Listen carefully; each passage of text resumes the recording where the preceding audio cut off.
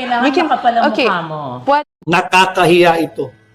Mismo personal ang Pangulo ng South Korea. Mga kababayan Pilipino, gising makinig.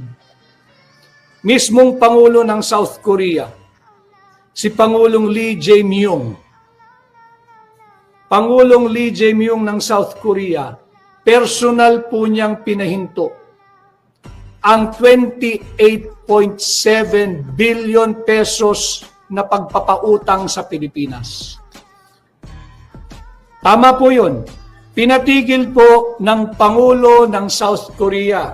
An expression of gratitude is in order to the South Korean President Lee Jae-myung for personally halting or personally calling for his government to stop yung 28.7 billion na loan ng Pilipinas sa kanila. Ano? Bakit tayo dapat magpasalamat sa Pangulo ng South Korea? Sapagkat laudable at noble po yung kanyang naging dahilan. Dahil daw po sa massive corruption. Presidente na ho ito ng South Korea.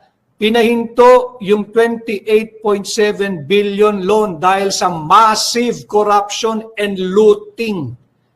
Nakakahiya na po ang gobyernong ito.